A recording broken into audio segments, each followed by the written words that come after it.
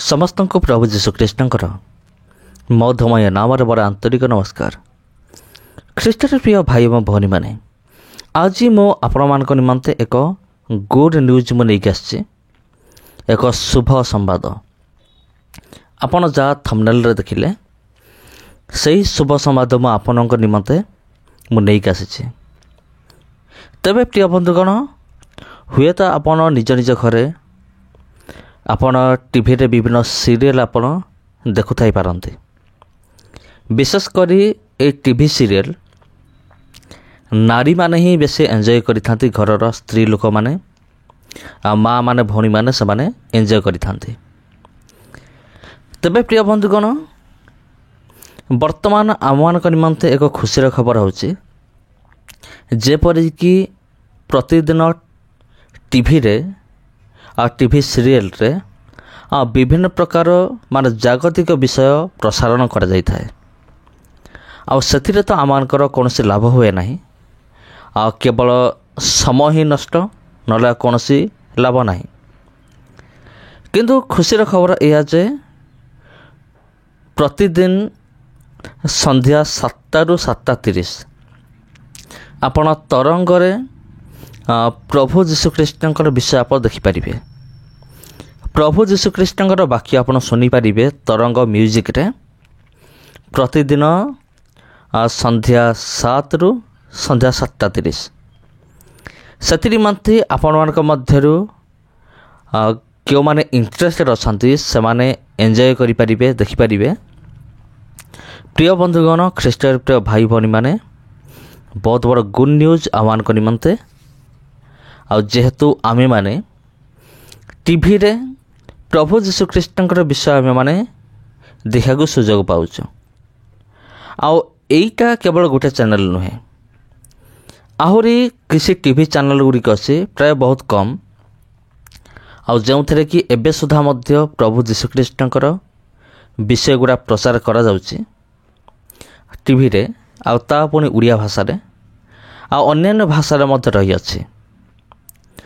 आउ प्रार्थना करंतु प्रिय बंधुगण आगामी दिन मानकर जेपरि प्रत्येक चैनल रे प्रभु जीशुख्रीष्टर विषय प्रचार करा जाऊ।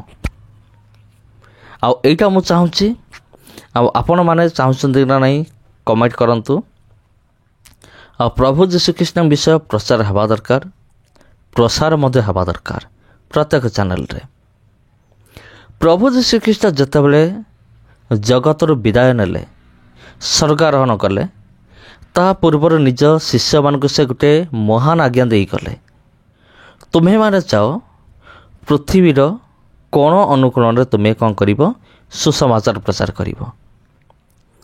तबे प्रिय बंधुगण किंतु वर्तमान जो टेक्नोलोजी रो डेवलपमेंट जमती होउची आउ हेइची मध्य जेहेतु टेक्नोलोजी रो डेवलपमेंट हेइची ताको मध्य आमे माने ठीक रास्तार व्यवहार करिया दरकार, तार फायदा उठेवा दरकार। जेमती कि मीडिया हो सोशल मीडिया हो आमे माने तार फायदा उठेवा दरकार। जेते दूर संभव आमको जे कौन सी माध्यम आमको मिलूना कहीं आमे माने सुसमाचार प्रचार करिया दरकार। प्रिय बंधुगण आउ तरंग म्यूजिक तो आमे माने सुनिबा परमेश्वर वाक्य, किंतु प्रति शनिवार दिन विशेषकर महिला मान निमंते एक स्पेशल प्रोग्राम मध्य रखा जाइए। आपण खूब शीघ्र आपण पाइजिबे ए समस्त विषय अपडेट पाइजिबे। तापर यूट्यूब रे मध्य प्रसारित होउची।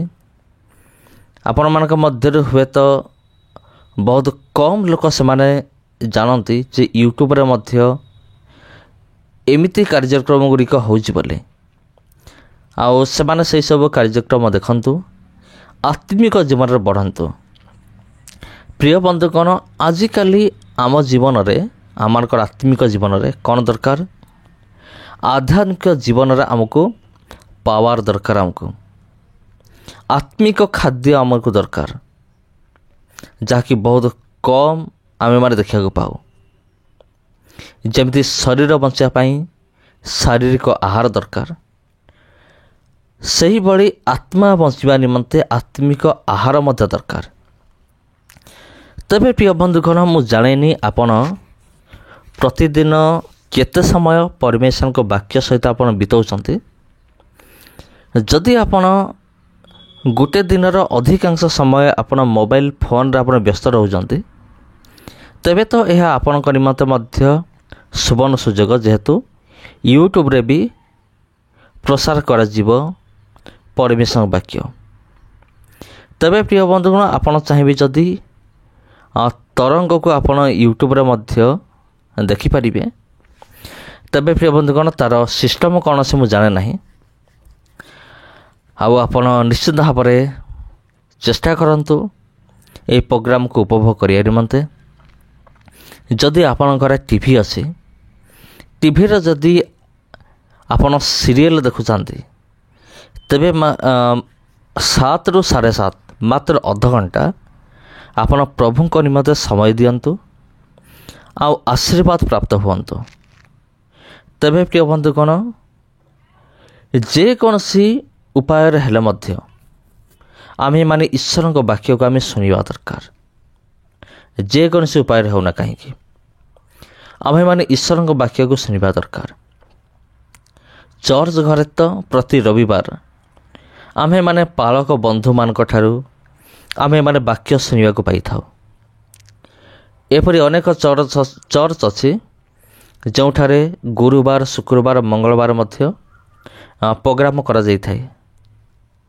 କିନ୍ତୁ ପ୍ରିୟ ବନ୍ଧୁଗଣ, ସବୁ ମଣ୍ଡଳୀରେ ଏମିତି ହୁଏ ନାହିଁ।